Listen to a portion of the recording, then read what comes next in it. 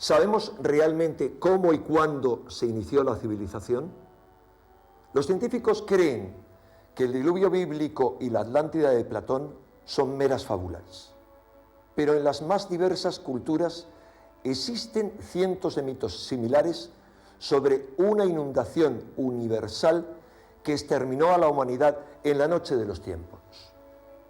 Les invito a que nos acompañen en un viaje fascinante a través de todo el mundo. Un viaje en busca de pruebas sobre una inundación universal que posiblemente acabó con una avanzada civilización planetaria, cuyos restos aún perduran a un extremo y otro del océano. Y haremos este recorrido acompañados por un guía excepcional, Colin Wilson, escritor de fama mundial. Examinen con nosotros los argumentos y evidencias expuestos por especialistas en diversos campos del saber. Y tal vez entonces se convenzan, como yo, de que no somos los primeros, de que antes de la historia conocida hubo una o más civilizaciones avanzadas que fueron destruidas. Hoy más que nunca hace falta recordarlo, porque quienes no conocen su historia y no ponen remedio a los errores de su pasado, están condenados a repetirlos irremisiblemente.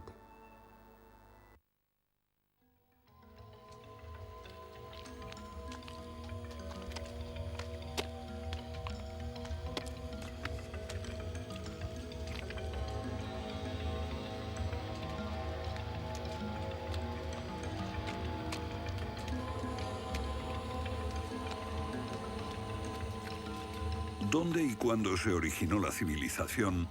Los expertos han elaborado muchas teorías, pero a veces las evidencias contradicen por completo todas las hipótesis.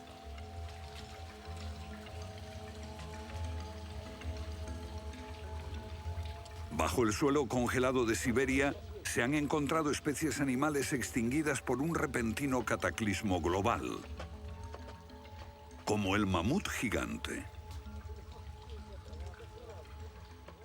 También se han descubierto mapas muy antiguos que muestran la Antártida siglos antes de que fuese descubierta. Este mapa tiene centenares de años y describe la auténtica configuración de la Tierra de la reina Maud, que está oculta bajo 1 kilómetro de hielos, y su configuración real no se conoció hasta 1949. Hace 100 años, un arqueólogo concluyó que la antigua ciudad de Tiahuanaco, en Bolivia, fue un observatorio estelar alineado con el Sol y las estrellas. Calculó que tendría 17.000 años. Su afirmación fue puesta en ridículo hasta hace poco tiempo. La única corrección que yo haría se debe a que ahora contamos con mejores mediciones, y sospecho que su antigüedad sería de unos 12.000 años. Tiahuanaco es la ciudad más antigua que conocemos en toda la Tierra.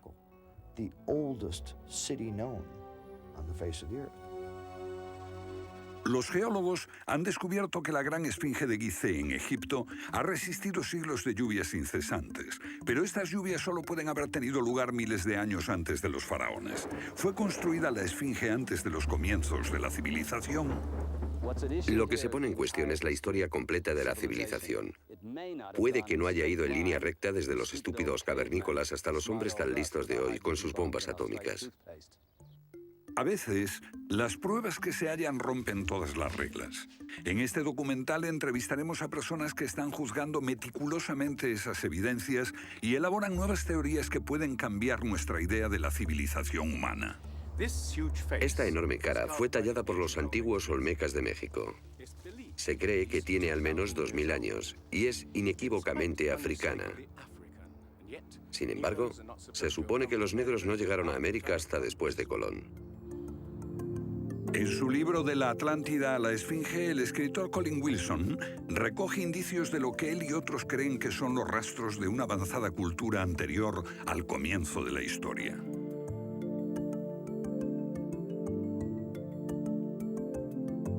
El El filósofo griego Platón describió de manera precisa dicha civilización que, según le dijeron los sacerdotes egipcios, surcaban los mares miles de años antes, hasta que fue destruida por un terrible cataclismo.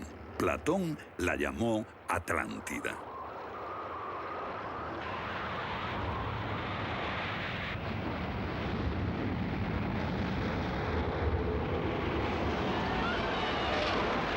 La Atlántida, un terrible cataclismo. Sabemos de una catástrofe así por otro mito, el diluvio bíblico, Noé y su arca, un mito igualmente despreciado por los científicos.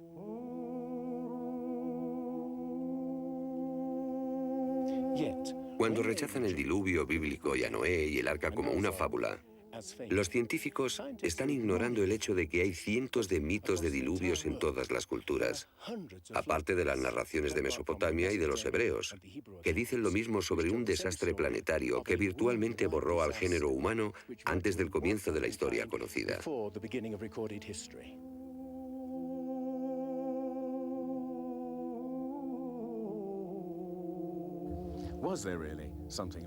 ¿Hubo realmente algo parecido a un diluvio? Y si así fue, ¿existió una civilización anterior a todas las otras? Digo una civilización, y no la Atlántida. Porque en cuanto se menciona la Atlántida, el científico exclama, «Oh, no», y deja de escucharnos. ¿Pero es neutral la ciencia? ¿Lo es realmente cuando afirma «limítese a los hechos como punto de partida»? La ciencia ha tendido a centrarse más en teorías que en hechos. Una teoría surge para explicar unos hechos, pero otros se dejan de lado. Nuevas evidencias pueden cuestionar la teoría, pero con frecuencia también son ignoradas. Llamamos a estos hechos anomalías, son evidencias que no encajan en la teoría. En su polémico libro Arqueología prohibida, los científicos Thompson y Cremo muestran lo que ocurre cuando una evidencia contradice las teorías científicas. En los últimos 150 años, los arqueólogos y antropólogos han enterrado tantas evidencias como las que han desenterrado, literalmente. Básicamente estamos ante lo que llamamos un filtro del conocimiento. Este es un rasgo fundamental de la ciencia y de la naturaleza humana. La gente tiende a filtrar cosas que no convienen. Cuando los científicos ven que algo no se ajusta al paradigma aceptado, tienden a eliminarlo. No se enseña, no se discute, y la gente ni siquiera se entera de ello.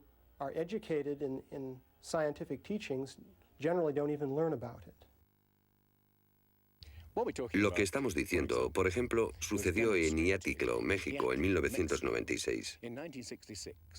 Cuando la arqueóloga Janestine McIntyre amenazó con echar abajo la teoría convencional de que el ser humano es relativamente nuevo en la Tierra, que llegó a Siberia hace unos 30.000 años y en América hace unos 20.000 años. En México, la arqueóloga Stine McIntyre descubrió herramientas de piedra y huesos humanos y los sometió a una batería de pruebas científicas. En 1966 pensamos que era un yacimiento antiguo y creímos que tendría unos 20.000 años. En aquella época se pensó que era demasiado tiempo. Cuando lo datamos mediante una batería de métodos, supimos que tenía 250.000 años. Sinceramente, yo me hubiera sentido feliz con los 250.000 años. Fui ingenuo y pensé, bien, voy a dejar de pensar en las fechas. Tenemos la información. Hemos conseguido los hechos. Tomemos estos hechos y partamos de ahí. No me di cuenta de que arruinaría mi carrera por completo. Todas sus oportunidades profesionales se frustraron. El yacimiento fue cerrado. Los permisos para investigar denegados sistemáticamente. No obstante, más de 30 años después, unos arqueólogos descubrieron en Siberia vestigios de seres humanos de 300.000 años de antigüedad. Una fecha que de repente hizo que la datación de Jan McIntyre no pareciese tan improbable después de todo. No es necesariamente una conspiración deliberada. No decimos que se trate de personas reunidas en una habitación y diciendo, vamos a engañar a la gente. Es algo que ocurre automáticamente en la comunidad científica. Cuando una evidencia difiere de la teoría predominante, no se habla de ella, no se da información. Y eso significa que la ciencia deja de progresar de la forma en que uno desearía.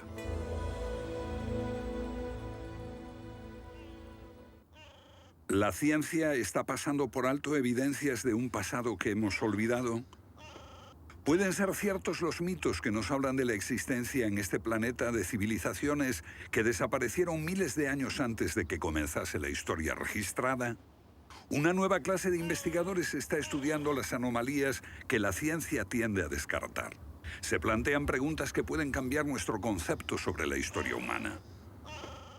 La fortaleza inca de Sacsayhuamán, de edad indeterminable y construida por gente que carecía de metales duros o de cemento, que no conocían la polea, ni la rueda, ni la grúa. Solo miren esta piedra. He contado 11 ángulos. Debe pesar más que 200 coches juntos y revela la increíble habilidad de la gente que la hizo. Y también algo más. Una capacidad asombrosa para manipular objetos de este tamaño. ¿Cómo diablos las levantaban? Bolivia, las misteriosas ruinas de Tiahuanaco. La misma habilidad manual, una capacidad de construcción que resulta inexplicable. Las piedras están perfectamente ensambladas. Intentemos insertar una aguja en cualquier punto de las junturas. La aguja no entra.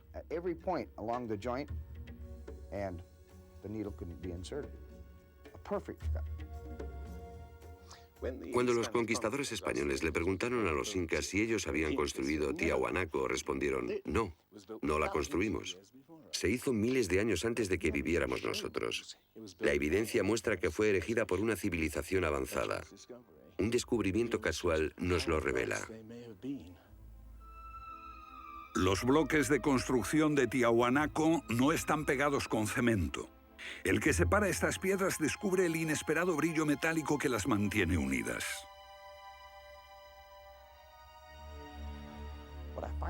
Lo que encuentro asombroso es que para trasladarlas a cada uno de los lugares donde empleaban este material, ellos tenían que contar con una especie de planta de fundición móvil para licuar el metal. Y aquí hay un uso similar de tornillos metálicos y piedras finamente unidas, como esta en forma de L. Pero estamos en otro continente. África, Egipto, la tierra de las pirámides. Las 3 pirámides de Gizeh, una maravilla del mundo antiguo. Otro pueblo que no conocía la rueda, ni la polea, ni la grúa. ¿Cómo podían transportar bloques de 100 toneladas? Su tecnología no se puede explicar ni imitar. Soy ingeniero y puedo decirles que levantar bloques de este tamaño, de este peso, requiere una grúa especial. Una gente que carecía de tales grúas o de una simple polea o una rueda, empleando herramientas de cobre, ¿cómo pudieron hacerlo? Bobal cree que la Gran Pirámide de Gizeh era mucho más que una tumba y que revela un sorprendente nivel tecnológico. En su libro Guardián del Génesis, Robert Bobal y Graham Hancock enumeran muchas hazañas inexplicables. Chris Dunn, experto en perforaciones. Bueno, permítanme una pregunta. ¿Cómo cree que lo hicieron? El sarcófago de la Cámara del Rey. ¿Cómo lograron unos constructores primitivos que la superficie interior encajase con la superficie de la piedra del sarcófago al milímetro? Esta habilidad requiere profundos conocimientos de física. Es un misterio como la perforación misma. Primitivamente, la típica manera de hacerlo sería con una sierra de arco, un berbiquí. Introducirían la herramienta en la pieza usando arena o un diamante, pero pienso que eso supondría mucho tiempo, muchos años para hacerlo.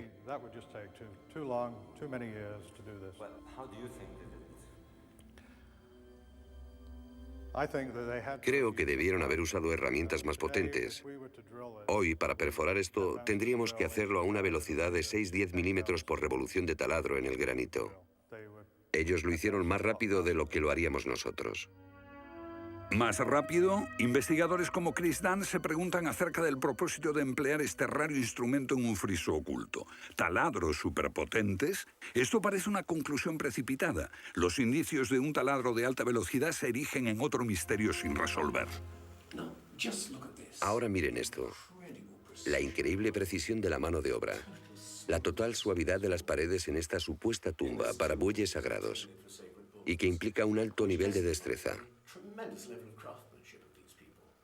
Por supuesto, eso podría explicarse en términos de cientos de obreros puliéndolas durante 10 años seguidos. Pero, si hablamos del misterio de los vasos egipcios,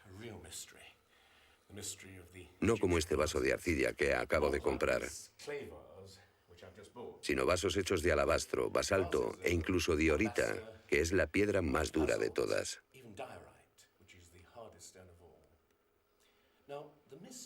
Es bastante fácil ver cómo se podría ahuecar taladrando directamente hacia adentro.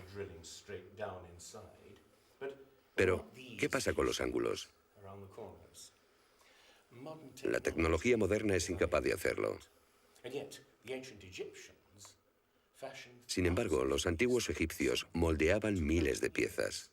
Algunas de ellas 2000 años antes de la civilización que se supone surgió aquí. ¿Cómo? Otro misterio sin explicar. Inexplicable. ¿Cómo pudieron los constructores alinear sus gigantescas pirámides con los puntos cardinales tan impecablemente? En perfecta dirección este-oeste y norte-sur, con una exactitud no igualada por los modernos constructores. La Gran Pirámide parece ser un modelo matemático del hemisferio norte e incorpora el trascendental valor de pi, las veces que cabe el diámetro de un círculo en su circunferencia.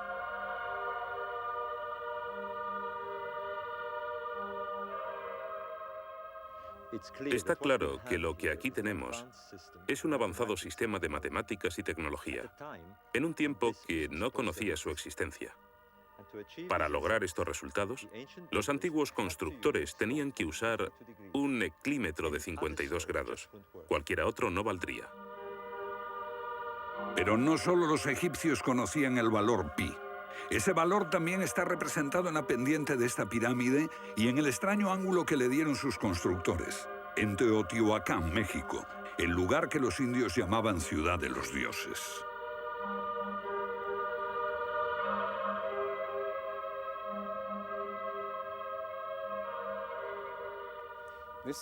En su época, esta ciudad fue más grande que la Roma imperial. Lo que pueden ver es una serie de estanques que llenaban de agua, cuya superficie lisa reflejaba los cielos y cuyas ondas podrían servir como anuncio de terremotos. Estos templos, en el lado opuesto, se cree que representan cuerpos celestiales. Una cosa está clara: todo el lugar parece tener una especie de obsesión con la astronomía y la eternidad. En los equinoccios, el 21 de marzo y el 21 de septiembre, estas pirámides proyectan sombras gigantes, lo que las convierte en un perfecto reloj para la medición del tiempo. Como si proviniesen de una fuente común, las antiguas civilizaciones de todo el mundo exhiben un sofisticado conocimiento de los cielos que todavía nadie ha explicado. Fascinación por el sol, las estrellas. El lento e inexorable movimiento de la Tierra determina que las constelaciones parezcan viajar por los cielos nocturnos y por las épocas.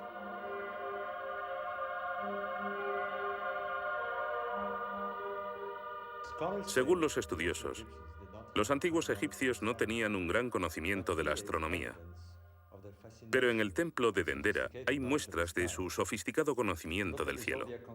Miren las constelaciones del zodíaco: Leo, Tauro, Piscis. Y aquí, la constelación de Orión. Bauval cree que la astronomía es la llave de muchos misterios de las pirámides. Los antiguos egipcios veían en la constelación de Orión a su dios Osiris, señor de los muertos y la vida ultraterrena. Bauval halló el reflejo de ese dios en las pirámides de Gizeh.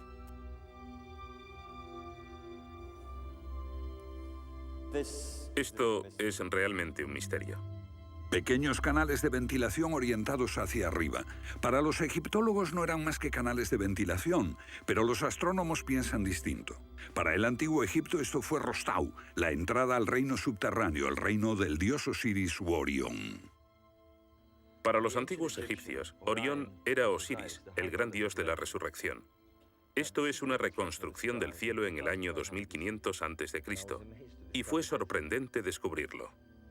Los canales apuntan a Orión y a la estrella Sirio, que era Isis, la esposa de Osiris. En textos antiguos, Bobal descubrió que deben de haberle servido en una ceremonia secreta para la resurrección de los faraones muertos, que renacían como estrellas en la constelación de Orión. Uno de esos textos dice: «Oh rey, permite que atraviese el serpenteante canal, la Vía Láctea, hasta el punto donde está Orión». Bobal cree que Osiris tenía tal importancia que los constructores emplazaron las 3 pirámides de Gizeh para que fueran un reflejo terrestre de las 3 estrellas del cinturón de Orión. Esa correlación fue solo el comienzo. Bobal descubrió que los antiguos habían dado nombre de estrellas a otras 2 pirámides próximas. Esto le hizo entrever un plan más amplio y quedó perplejo. La constelación de Orión, el dios Osiris, estaba en el cielo y en la tierra.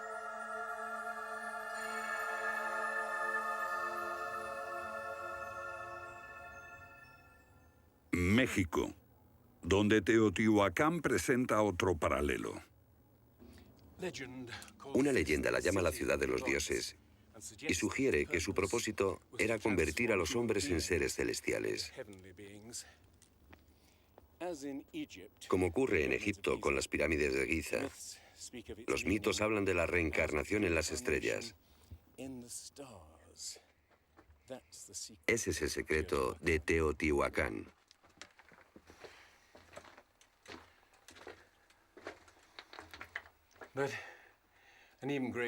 Pero esta pirámide presenta otro enigma mayor. Cuando se excavó por primera vez en 1906, se halló una enorme capa de mica. Ahora sabemos que la mica se usa como aislamiento eléctrico. No tenemos idea de para qué la utilizaban ellos. Lo que resulta aún más extraño es que la mica procede de Brasil. Imaginemos el problema de trasladar toda esta mica a más de 2.000 kilómetros de distancia. ¿Cómo? ¿Con qué finalidad? No tenemos ni idea. Tiahuanaco, Bolivia. Otra cultura perdida revela la misma fascinación por el sol y las estrellas. Hace 100 años, el arqueólogo boliviano Poznański observó que en el primer día de primavera el sol salía exactamente por el centro del templo. Fue el inicio de un gran descubrimiento. Poznański descubrió que este templo era un observatorio, un gran reloj para medir la progresión del sol. Y podemos utilizar ese alineamiento astronómico para datar el lugar. Durante el año el sol sale cada día por un punto diferente del horizonte. El primer día de primavera un observador vería salir el sol exactamente en el centro. Estudiando el esquema de Poznański, dedujimos que en los primeros días de invierno o de verano, el sol saldría por encima de las piedras angulares. Pero no fue así. Los arqueólogos actuales dicen que los constructores cometieron un error de cálculo. Después de observar la perfección con la que se construyó este sitio, con piedras de 100 toneladas, sugerir que los marcadores del solsticio están mal alineados me parece increíble. Neil Stide hizo una completa verificación de los cálculos de Poznański. Midiendo el ángulo de las piedras angulares y comparándolo con las posiciones actuales de salida del Sol, Poznański calculó que Tiahuanaco fue construida hace 17.000 años. En ese tiempo, la inclinación del eje de la Tierra era ligeramente distinta de lo que es hoy en día y el Sol habría salido directamente encima de las piedras angulares.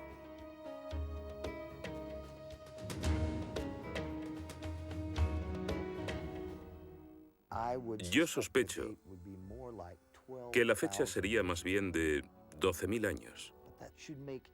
Pero eso haría que todos nos cuestionásemos completamente los orígenes de la civilización.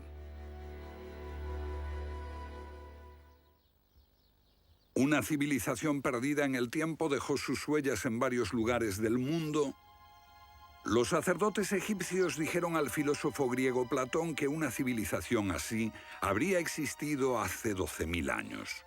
Pero según la ciencia, el ser humano abandonó la prehistoria hace solo 5.000 años. En Egipto, el investigador John West descubrió que la esfinge de Gizeh no resultó alterada por el clima de la misma forma que las construcciones del entorno, erosionadas por la arena y los vientos del desierto. En vez de un desgaste horizontal, la esfinge tiene marcas de erosión redondeadas y onduladas. No se necesita ser geólogo para mirar y ver lo que se debe al tipo de clima. Solo el agua, cayendo copiosamente sobre las paredes del recinto, pudo producir esos contornos redondeados.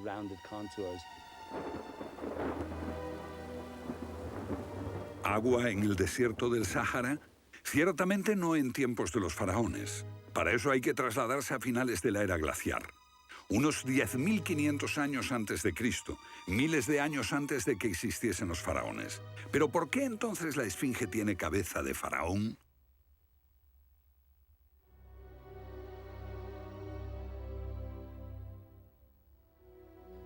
La cabeza es desproporcionadamente pequeña. Desde el aire se ve que el cuerpo de la esfinge es largo y aplanado, y la cabeza casi se parece a la de un alfiler. Para nosotros, esto indica que ha sido tallada más de una vez. En otras palabras, la cabeza se rehizo en algún momento de su larga historia. John West cree que la esfinge era originalmente un enorme león que un desconocido grupo de escultores modeló en la roca antes del 10.500 a.C. Se comenzó a erosionar cuando el final de la era glaciar alteró el clima y causó lluvias que cayeron durante siglos. Solo miles de años después, un faraón habría tallado la cabeza con su propia imagen. ¿Tiene la esfinge más del doble de la antigüedad que creíamos? La teoría fue ridiculizada por los egiptólogos, pero los geólogos les respondieron que los hechos estaban allí. Más extraño aún, según Robert Bauval, la evidencia astronómica sugiere que las pirámides de Gizeh parecen revelar esa increíble antigüedad.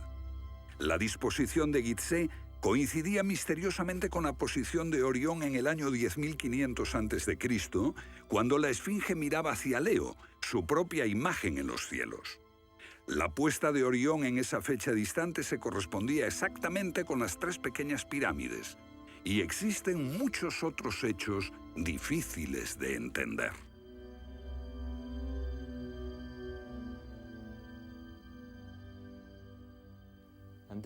Esto coincide exactamente con las ideas que se desarrollaron tras los análisis geológicos de la esfinge. Dos ciencias sólidas indican que la esfinge podría remontarse al año 10.500 a.C.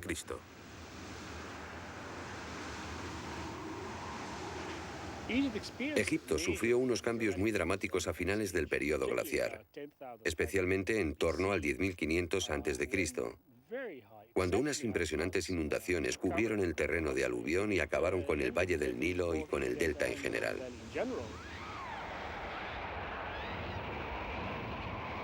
«10.500 años antes de Cristo, un periodo de inundaciones. ¿Pudieron los diseñadores de Gizeh remontarse a un tiempo tan distante? El tiempo de sus mitos dice que el dios Osiris y sus asistentes ascendieron del caos para traer los primeros frutos de la civilización. ¿De dónde vinieron?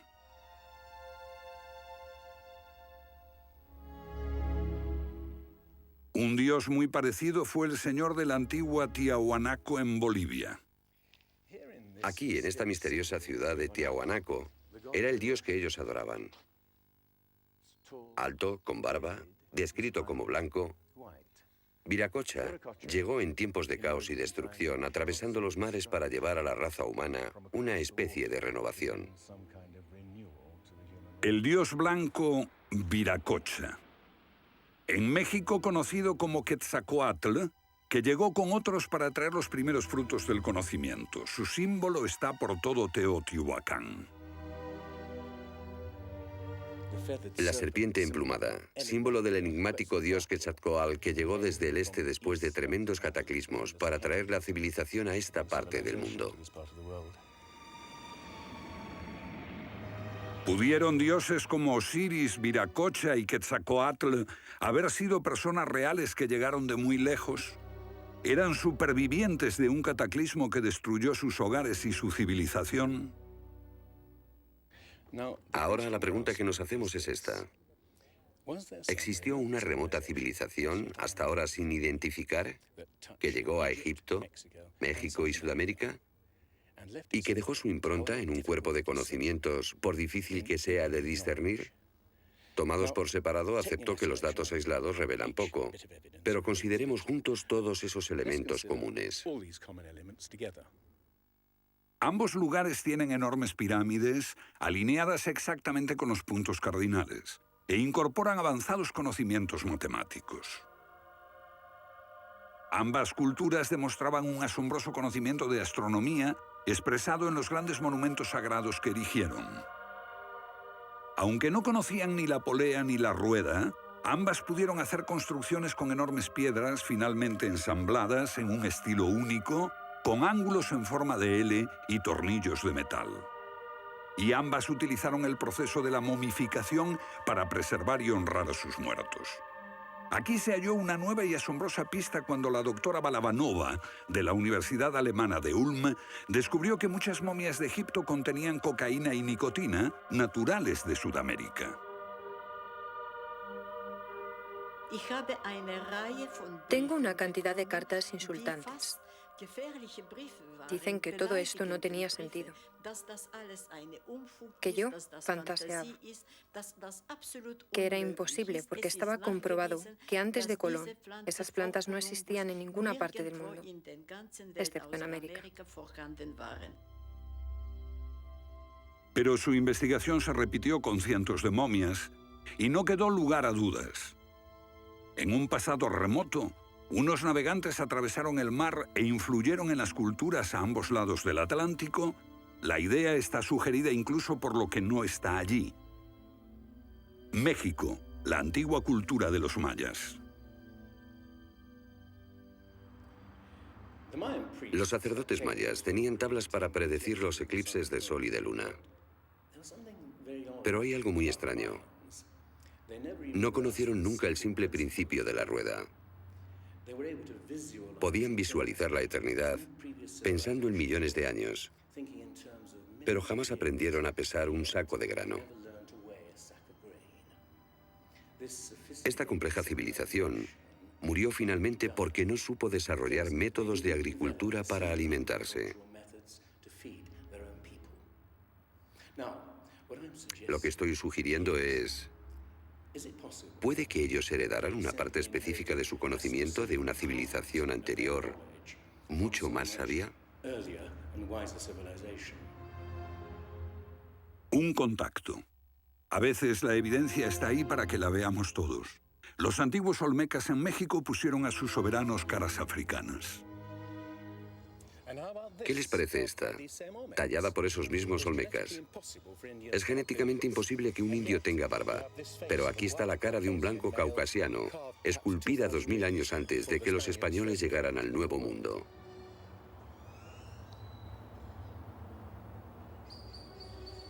Caras de africanos y de caucasianos esculpidas muchos siglos antes de Colón. ¿De dónde vinieron? ¿Cómo llegaron aquí? ¿Cómo influyeron en la más antigua cultura de América Central, en la cultura madre de México? Lo que todos los arqueólogos saben es que de pronto se materializaron alrededor del 1500 a.C.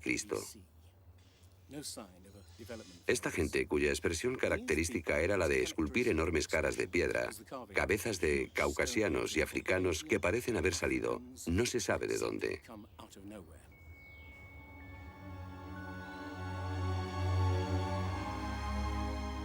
Oaxaca, la antigua ciudadela del Monte Albán.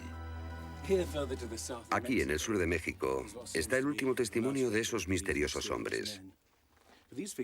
Porque estas figuras esculpidas en piedra parecen corresponder a muertos en combate, desnudas, desamparadas, la mayoría castradas. Este puede reflejar el momento en que estos hombres desaparecieron de la historia.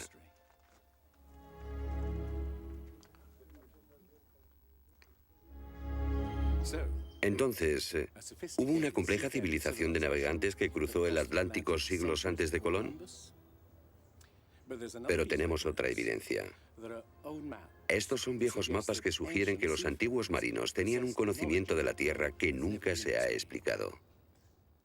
Un puzzle para los científicos de este siglo.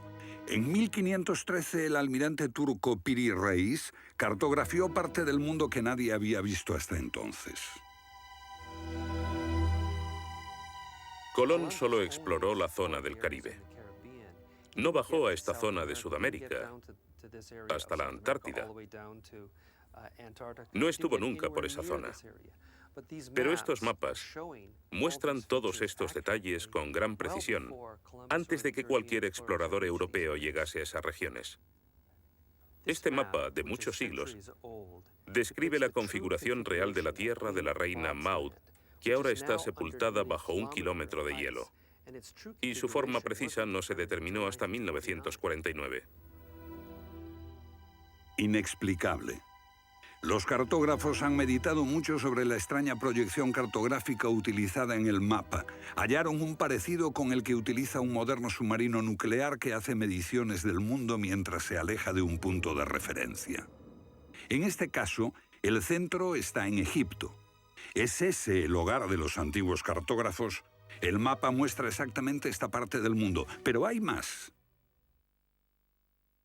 Para mí, el aspecto más significativo del mapa de Piri Reis es que describe exactamente la longitud, algo que los europeos no fueron capaces de hacer hasta el siglo XVIII.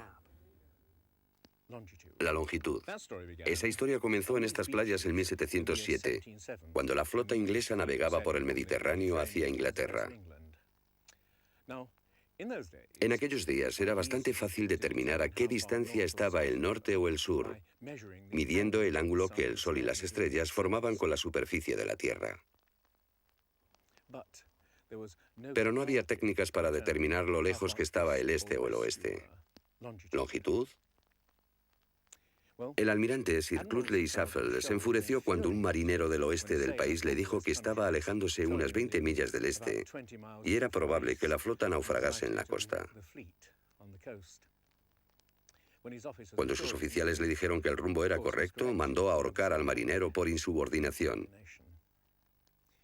En sus últimos momentos debió haber deseado no haberlo hecho.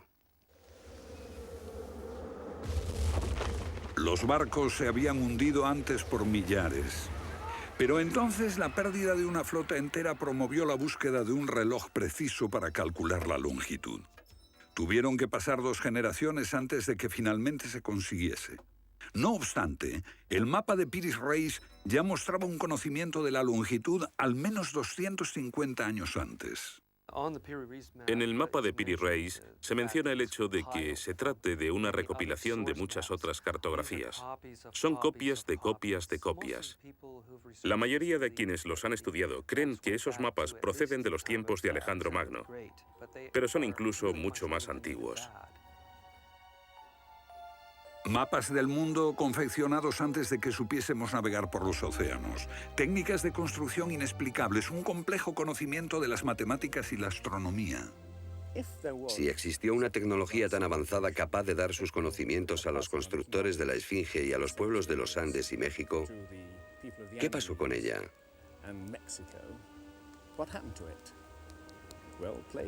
Platón dice que existió esa civilización avanzada tecnológicamente y capaz de surcar los océanos del mundo, la Atlántida, situada en una enorme isla-continente.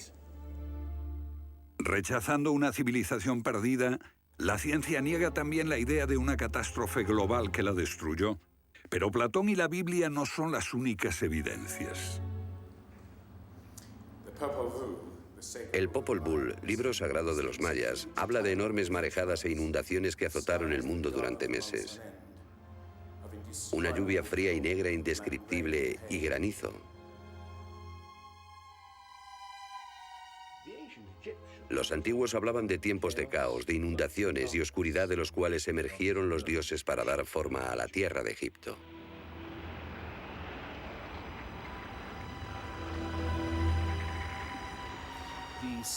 El disco solar de los aztecas se refiere a 4 ciclos de destrucción: por inundaciones, por fuego, por viento y por sangre y guerra. Y prevé el fin del mundo por un enorme cataclismo surgido de las entrañas de la tierra.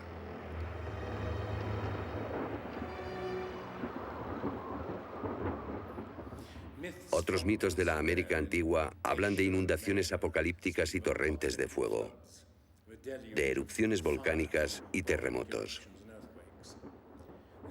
Un pasado que no podemos recordar ni olvidar.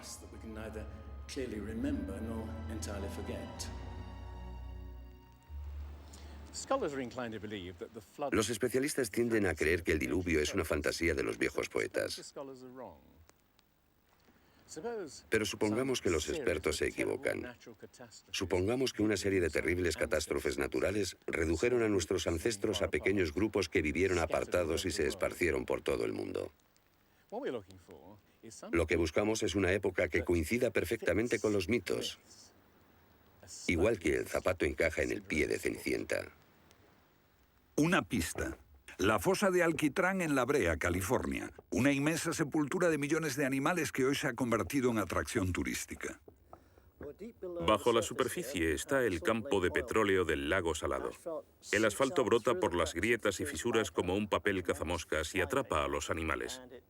Y encontramos aquí una increíble colección de especies atrapadas en los últimos 40.000 años.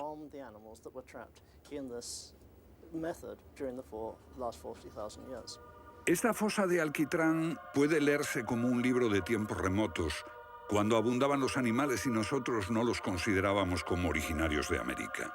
Mamuts, elefantes, rinocerontes, perezosos gigantes, tigres sable, incluso caballos y camellos. Después, una tremenda catástrofe los barrió, al parecer en unas pocas décadas, en torno al 10.500 a.C., hace más de 12.000 años. Todos los grandes animales, cualquier animal más grande que un coyote, se extinguieron en pocas décadas.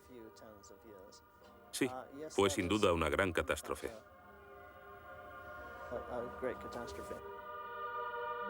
Un registro de la catástrofe.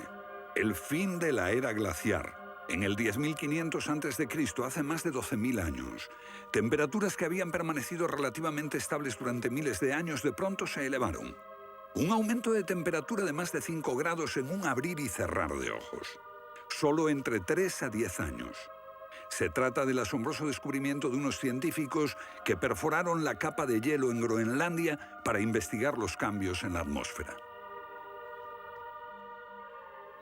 El hielo de Groenlandia ha sido llamado por algunas personas la piedra roseta del clima, porque ver que el clima puede cambiar tan rápidamente es un enorme descubrimiento. Y este cambio ocurrió en un periodo de entre 3 años y una década. Hemos observado cambios espectaculares en la química de la Tierra. Y descubrimos que en un periodo en el que las placas de hielo estaban empezando a derretirse, es cuando tenemos más señales de sedimentos volcánicos y de mayor magnitud, mayores concentraciones que en cualquier otro periodo en los últimos 110.000 años.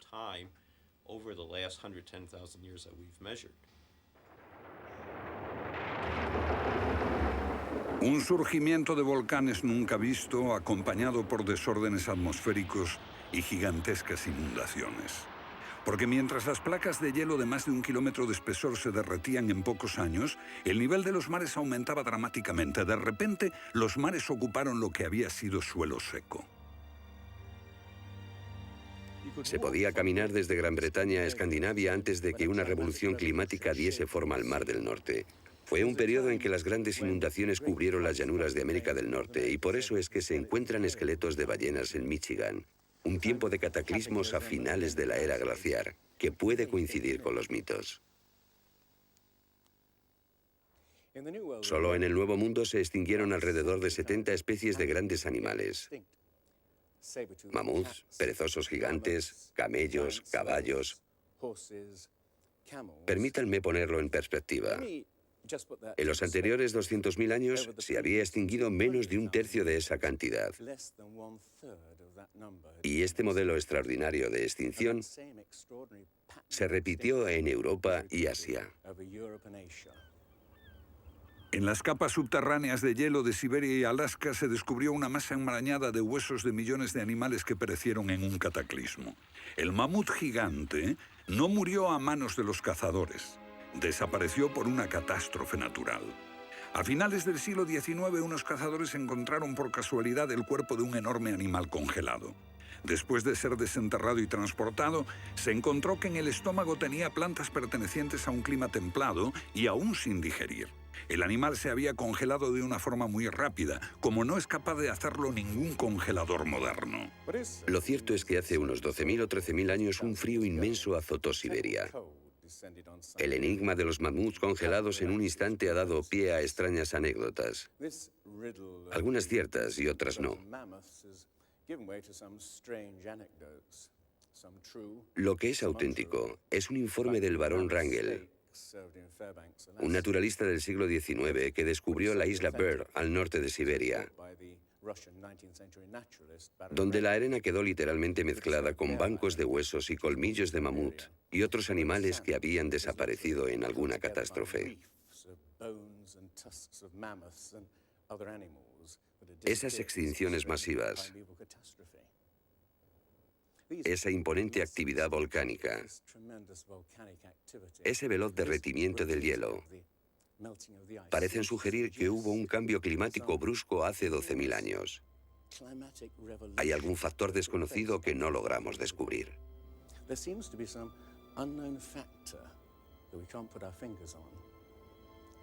El fin de la era glaciar. ¿Qué provocó esa revolución? He aquí la gran cuestión. ¿Qué causó el cataclismo? Una de las mejores ideas la ha planteado Charles Hapgood. Él sugiere un desplazamiento repentino de la corteza terrestre. Toda la corteza de la Tierra es solo un tercio de un 1% de la masa terrestre. Como la piel de una naranja, si se suelta, se mueve. Más fina que una cáscara de huevo, la corteza de la Tierra queda apoyada en un interior líquido. La teoría imperante sobre la corteza terrestre es la de las placas tectónicas.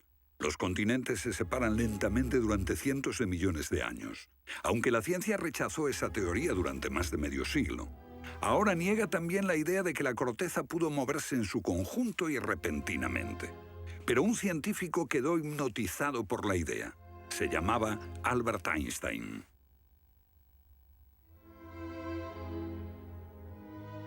Esto es un resumen de lo que dijo. Cuando me encontré con el trabajo de Hapgood, quedé conmocionado.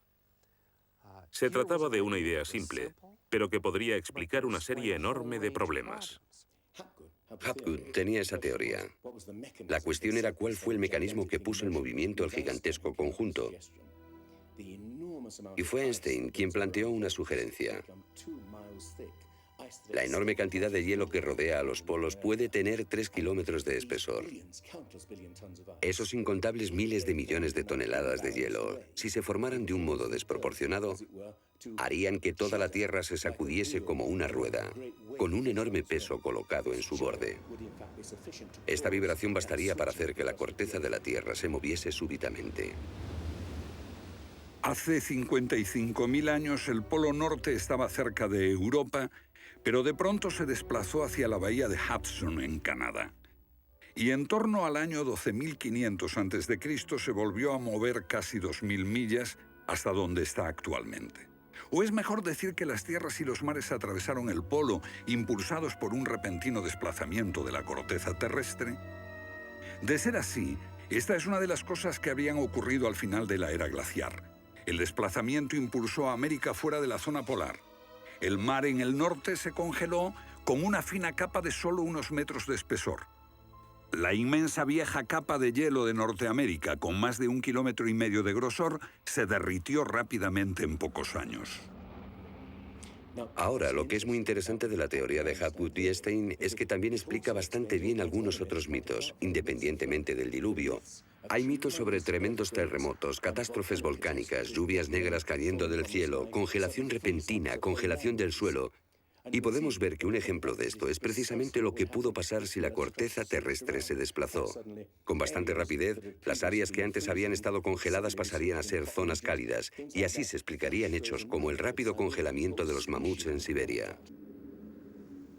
Si el desplazamiento de la corteza terrestre causó el diluvio que aniquiló una civilización, ¿dónde estaba esa civilización? Algunos investigadores creen haberla hallado en la isla griega de Santorini, que fue devastada por una terrible erupción, o en la antigua Troya, o en la isla alemana de Heligoland, casi arrastrada hacia el Mar del Norte. Pero no se ha encontrado nada. Y es precisamente este problema lo que ha hecho descartar la Atlántida de Platón como una propuesta seria. Veamos. Los oceanógrafos han cartografiado los suelos oceánicos y sencillamente no hay ningún continente perdido. ¿O sí? Platón describe la Atlántida como una vasta isla continente con montañas, situada en medio del océano. Y el océano, por supuesto, es el océano que rodea toda la Tierra. Fue más tarde que comenzamos a dividir el océano en diferentes partes, llamándolo Atlántico, Pacífico, etc. En realidad el mundo tiene un solo océano. Y los mitos de todo el mundo son muy explícitos acerca de lo que pasa.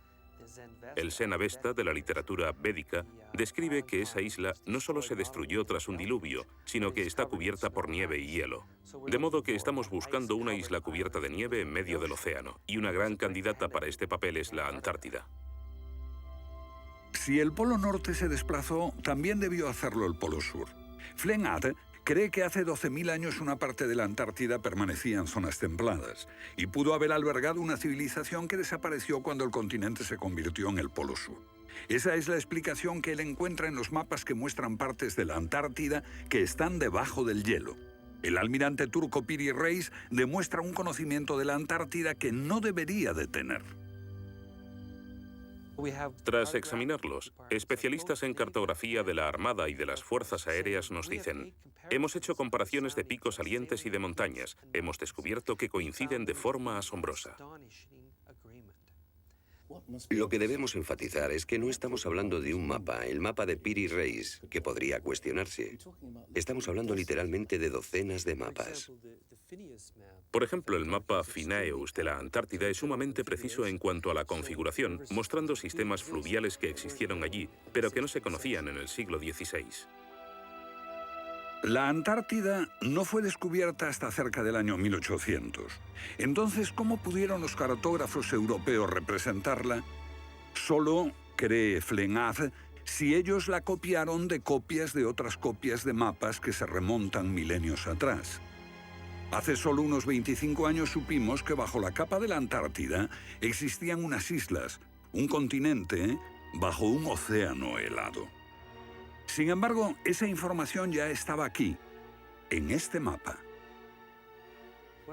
Estas islas de aquí corresponden a este área, y el modelo de nevadas aquí es muy intenso.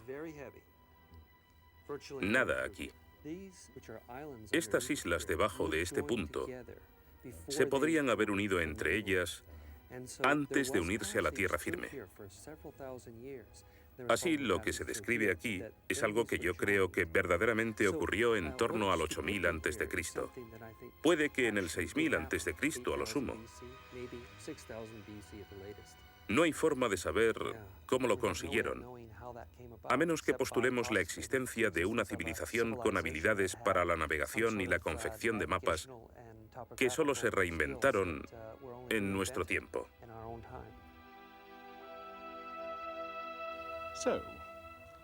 ¿Fueron los comienzos de la civilización humana más remotos de lo que suponíamos? Puede que uno sienta que muchos elementos de esta hipótesis suponen conjeturas extravagantes que, vistas por separado, pueden ser todas discutibles. Pero si juntamos esas piezas, como las piezas de un puzzle, se empieza a ver que surge un modelo. Una civilización que se desvaneció y fue olvidada mucho antes de que comenzase el registro de la historia.